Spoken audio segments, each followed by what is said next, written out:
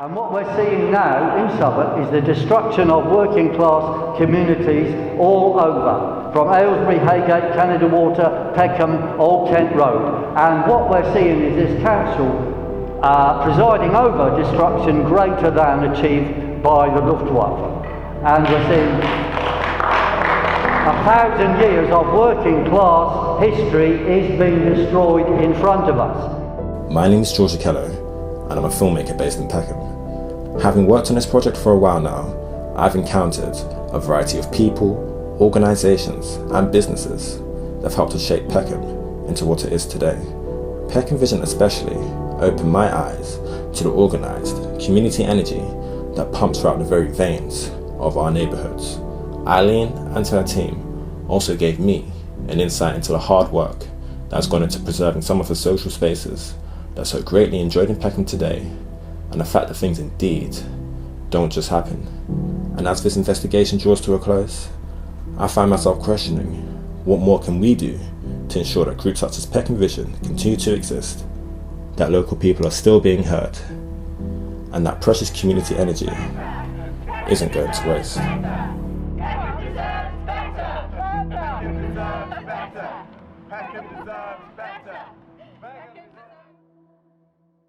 So say we were talking about a completely random individual and they've just been made aware of Peckham Vision's existence. How would you break down the process of someone getting involved with Peckham Vision?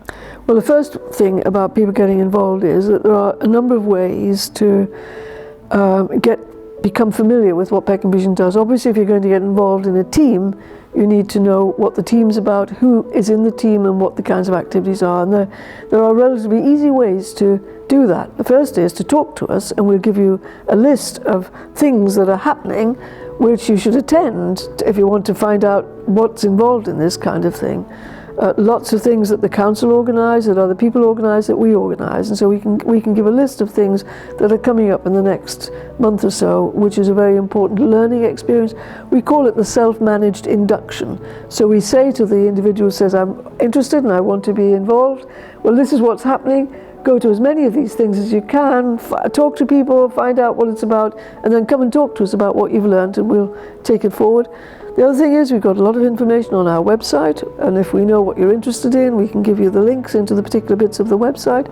Certainly follow us on Facebook and Twitter, which is essential because there's information on Twitter goes out every day, and on Facebook several times a week. And it's not, we don't have something where you come to an office and you're there for an hour a day. Our life in the community, in all community groups, goes on 7 days a week, 24 hours a day. We do not have a place where people go to from 9 to 5 and things happen. The organised, what I call the organised community sector, this is what makes it different from the world that we're all familiar with when we go and have a job. Because this is not a job. Yes. People don't get paid for this. They join an activity like what we do in Peckham Vision because they're drawn to something that means something to them personally. It could be a whole range of things. It could be that they like what we're doing, a bit like you, George, and you're putting your time into giving your professional skills to tell the story of what we're doing. How does your work within Peckham Vision relate to the notion of a democracy and how wider society operates? Well, it's absolutely essential because our democracy has somewhat narrowed down to people being involved in casting their vote at elections or being involved in a particular political party or a particular activity which is associated with the mainstream politics. A healthy living democracy has to exist all the time, and that means connecting the activity in neighbourhoods, and they have to have some engagement with that process which happens by regular elections. And this is where Peckham Vision fits. Peckham Vision is part of that organised, what I call the organised community structures, the organised community sector, which helps people to come together and share their views and their understanding and their information, which is vital information for that democratic system to exist adequately. It doesn't work very well at the moment. On the whole, many people who are involved, especially at local level and especially on planning, don't like them very much, don't see how they fit but they fit terribly importantly because they are an extremely good way of helping the community at large, of interacting between elections to get this information in. One of the ways in which that all can come together is during local elections. Because during local elections, for a period of 3 weeks, nobody is above anybody else. Everybody, even if they're already elected in the past election, they've just become candidates. And anybody can become a candidate. And in our culture, we have inherited from centuries ago something called election hustings, which is where the people can invite the people who are standing up and saying, please elect me. We can invite those people to come to a public meeting and meet the people whose votes they're trying to get. So we had an election hustings last April in the 2018 local elections, which brought together a representative of the 4 main political parties that had candidates standing all over the borough. That was Labour, Conservative, Liberal Democrats and Greens. And so we invited those parties to send a representative to our hustings, somebody who was standing as a candidate in the election anywhere in the borough, to speak just on the matters about planning, regeneration and redevelopment. That, as far as we know, had never been done before. And we also asked the people on our network if they were, the groups that were involved, if they would produce an A1 size board with articles or leaflets or things that they created specially for an exhibition for an hour before the hustings. And we had a wonderful exhibition where 13 groups, we gave them the boards that they could come. So for an hour before it opened, they brought their material and they were sticking it on the boards. And we had this wonderful exhibition of the work that's going on right across the borough on these planning and regenerations, which is usually invisible. We had some organised questions on themes, and then people in the audience were able to add to those questions, and the political party candidates had to respond. And as a result, we had quite a good flow of discussion for 2 hours. Never stopped. It felt like it was only going on for about 5 minutes. But it was such a success. In a number of ways, it was a very good way of using the democratic processes to make visible the hard work that's done between elections by people who live and work in the borough on these important issues of planning, regeneration and redevelopment, which are not discussed usually in the elections.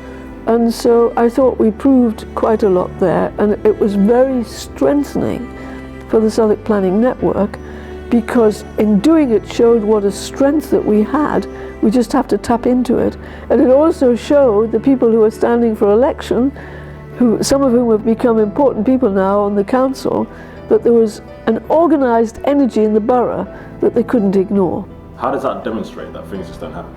Well, it illustrated the fact that we chose to do this about 5 or 6 weeks before the event, and in 5 or 6 weeks we organised this, and we had an exhibition put together by people working in little groups across the borough, and it all came together in a really impressive exhibition.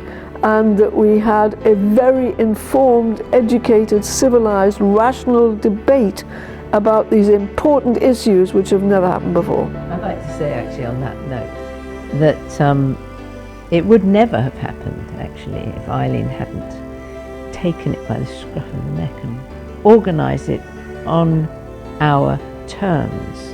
One of the fantastic outcomes of that was not only that the community had a place to put up and demonstrate the problems that they were having in their own areas to the prospective candidates and parties, but it removed, by having an independent chair, it removed practically all kind of political party campaigning, which is often the thing that these hustings are there for.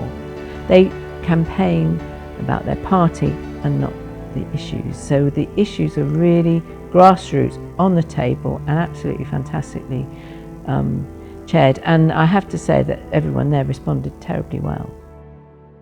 And so what motivates me and continue to do what I'm doing is that actually we could do this much, much better, which would save the public money, taxpayers' money, because the council would not waste so many years doing things that are actually not very good.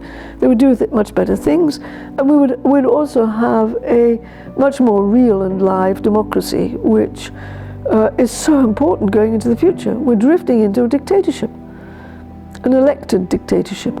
Every few years we change the dictators. So it's better than in a country where they don't have an election, but it's not healthy. And it's so ridiculous because people who live and work in places have got so much understanding of what those places need and could be, and that information needs to be processed in such a way that it's made available to the people who are employed and elected by us to take decisions. Peckham Vision has been very inspirational for me. As I said, it's empowered me to voice my opinion. It's given me the information that I need into how I can voice my opinion, and I've opened up my eyes to how the council has decided to, put all of these strategies together, and being able for me to know how I can challenge this. It has empowered me quite a bit. So yes, I'm quite engaged and proud of being part of Peckham Vision. I hope that in the future there will be more effort put in and funded by the people who say they support the community sector to write up successful community activity organised 100% by volunteers. There's not much of that done. It's more the funding support seems to go to organisations which get themselves charitable status, and they become charities. There are two different ways of going on. One is to go down the route of becoming a charity and doing charitable things and providing services for people and employing people to do that, even if it's a small group or a larger group. And there's the other thing that we've been talking about, which Peckham Vision is, which is not a charity. It's what we call a citizen agency. It's citizens coming out and being agents in their own right together to do things.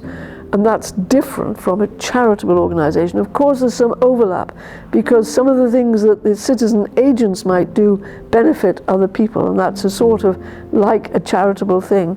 But it's slightly different. It's standing up. It's citizen agency. That's what we're empowering individuals to say, in my own right as a person, I have something to contribute here with other people, as long as we can organise ourselves well.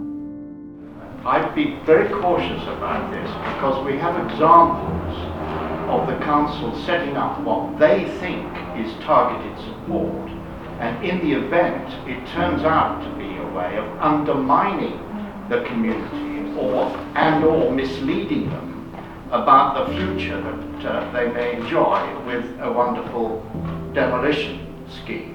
The only genuine way of supporting people in these difficult situations is some sort of independent body, basically owing its living to the wider world, not just the council. Toby Eckersley I knew in the 1970s when I first got involved in the campaign to stop the destruction of Peckham High Street. And he was involved in campaigns at the time to stop the destruction of a part of Camberwell, which he had got into because he'd successfully stopped his own house from being destroyed and demolished in Walworth. And he and I shared a passion to help the ordinary person, the individual member of our society, to cope with oppression from the state.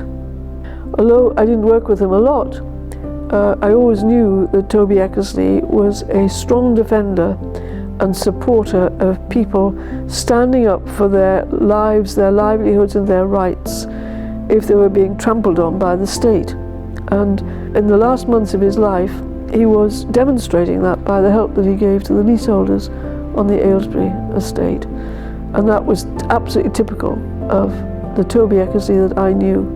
And he was a wonderful resource for this community throughout the 40-odd years that I knew him, and I was very sad that he died, but very pleased that in the last weeks of his life he was doing that very thing, and he came and took part in our community hustings on planning and regeneration, and was very supportive of a holistic, integrated approach to all these things.